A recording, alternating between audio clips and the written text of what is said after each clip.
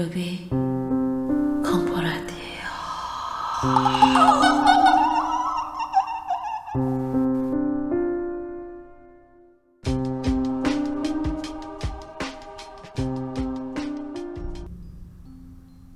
사료자. 어느덧 2년이라는 세월이 흘렀지만 지금도 결코 잊을 수 없는 일이 있다. 평소와 같이 데이트를 한 뒤 당시 사귀고 있던 M이 자취방까지 나를 바래다 주겠다기에 함께 걷고 있었다. M은 평소 귀신이나 영혼 같은 게 보인다고 말하곤 했었지만 나는 딱히 관심도 없을 뿐더러 그냥 그러려니 했기에 그때까지 별 생각 없이 웃어 넘겨왔었다. 그러나 그런 능력이 실제로 있다는 것을 믿게 된 사건이 그날 돌아가는 길에 생겼다. 대학생이다 보니 데이트 코스는 을의 학교 근처를 오가는 매일 비슷한 곳이었다. 하지만 언제나 내 자취방으로 가는 길 도중에 M이 무슨 일이 있어도 지나가고 싶지 않다는 곳이 있었다. 그래서 언제나 그곳을 피해서 지나다니곤 했다. 이유는 그 길에는 왠지는 알 수 없지만 가까이만 가도 기분이 나빠지기 때문에 지나가고 싶지 않다는 것이었다. 하지만 그날따라 오랫동안 걸은 탓에 나는 무척 지쳐 있었다. 머릿속에는 조금이라도 빨리 집에 돌아가서 쉬고 싶다는 생각뿐이었다. M이 싫어하는 길로 가지 않고 돌아가려면 꽤 오랫동안 걸어야 집에 도착한다. 그래서 나는 오늘만 그 길을 통해 집으로 가자고 M에게 제안했다. 하지만 그가 막무가내로 반대하는 바람에 결국 크게 말싸움을 하고 말았다. 내가 혼자라도 그 길을 통해 가겠다고 고집을 부리자 M도 어쩔 수 없이 함께 따라오게 되었다. 아무리 그래도 여자친구를 혼자 보내기가 깨름칙했던 모양이다. 그 길로 들어서자 M은 한눈에 보기에도 새파란 얼굴로 겁에 질려 있었다. 그런데 시간이 고작해야 밤 11시 정도였던 데다 가로등도 있어서 길이 그리 어둡지 않았다. 게다가 내 눈에는 어디에나 있는 평범한 골목길로 보일 뿐이었다. 하지만 눈에 띄게 두려워하는 남자친구가 마음에 걸려 M에게 괜찮은지 물었다. 다행히 지금까지는 괜찮아 라는 대답이 돌아왔다. 미안한 마음에 괜히 고집을 부린 게 아닌가 싶었지만 일단 들어선 길이니 빨리 여기를 벗어나면 되겠지 하는 마음에 나는 걸음에 속도를 붙였다. 조금만 나아가면 두 갈래로 나뉜 길이 나오고 집으로 가려면 왼쪽 길로 가면 된다. 갈림길에 도착할 무렵에는 M도 꽤 안정을 되찾은 듯 했기에 나도 안심하고 아무런 주저없이 왼쪽 길로 들어섰다. 하지만 그때부터 시작이었다. 왼쪽 길로 발을 내디딘 순간 뭐라고 설명하기는 힘들지만 갑자기 주변의 분위기가 이상해졌다. 소리도 전혀 들리지 않고 그때까지는 멀쩡하던 가로등 불빛도 어두워졌다. 마치 시력과 청력이 퇴화되어서 바로 주변의 것만 인식할 수 있게 된 것 같은 느낌이었다. 그와 동시에 추운 곳에 계속 있었던 것 같이 발이 저려오고 경련이 일어나 제대로 걸을 수가 없었다. 온몸에 힘도 들어가지 않아 그 자리에 주저앉을 것만 같았다.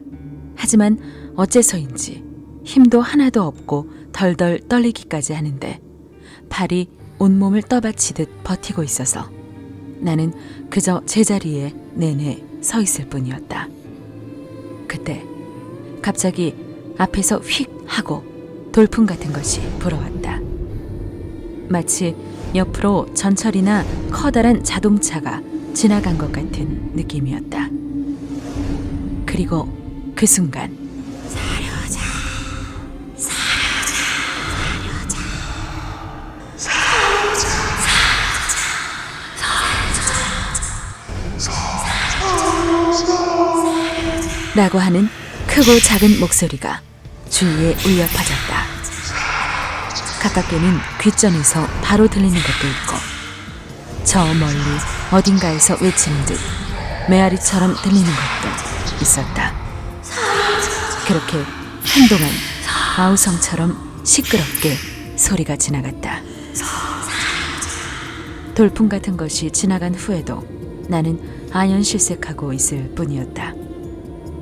M은 조금 전과는 비교할 수 없을 정도로 핏기가 가신 얼굴을 하고 있었다. 그러더니 갑자기 내 곁에 다가와서 필사적으로 내 다리를 손으로 때리기 시작했다. 나중에는 빨갛게 부어오를 정도로 심하게 맞았지만 이때는 다리에 감각이 없어서 전혀 아픔을 느끼지도 못했다. 그렇게 한참을 가쁜 숨만 몰아쉬고 있었다. 하지만 곧 다리에 감각이 돌아오면서 나는 그대로 바닥에 주저앉고 말았다. 옆을 보니 M도 지친 기색으로 주저앉아 있었다. 가쁜 숨을 몰아쉬며 이젠 괜찮아. 라고 나를 다독여 주었다. M의 말에 의하면 왼쪽 길로 들어선 순간 갑자기 앞에서 검고 흐릿한 것들이 마치 안개처럼 흘러와 우리들의 몸을 휘감고 지나갔다고 한다. 그리고 내 다리에는 그 검은 안개에서 나온 무수한 손이 달라붙어 있어서 필사적으로 그것을 털어냈다는 것이다. 그 이야기를 듣고 나서 보니 그 길은 확실히 뭔가 이상했다. 고작해야 50m 정도 되는 짧은 구간이지만 그 사이에 사당이나 신사가 7개씩이나 모여있다. 그리고 그 길 좌우에 있는 거의 모든 집 현관 앞에 소금이 뿌려져 있었다.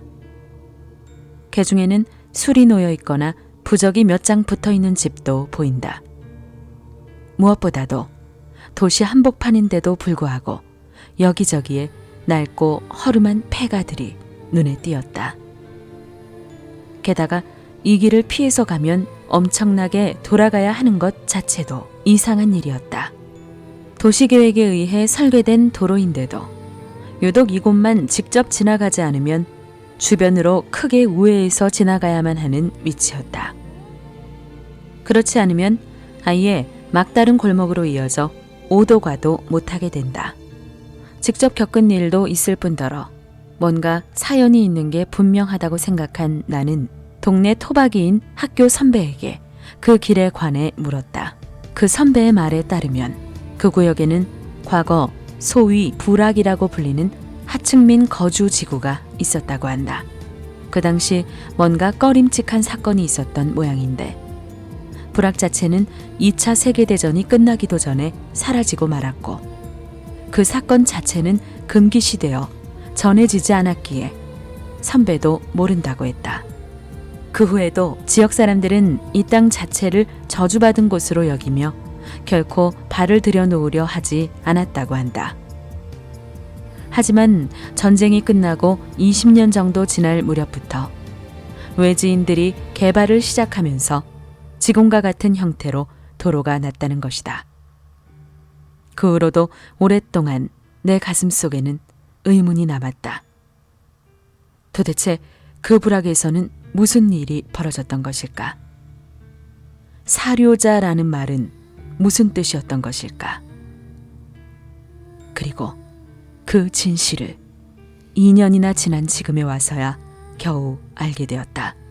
얼마 전 우리 학교에 교환학생으로 온 한국인 후배가 이 이야기를 듣고 내게 이런 말을 해준 것이다. 그거 혹시 한국어 아닐까요? 한국어 중에 살려줘라는 말이 있는데 들을수록 딱 그 말 같네요. 전쟁 당시에는 일본에 살고 있던 조선인들을 시답지 않은 일로 트집을 잡아 마구 죽이는 일도 흔했다고 한다. 아마 그 불악은 조선인들이 살던 곳이 아닐까.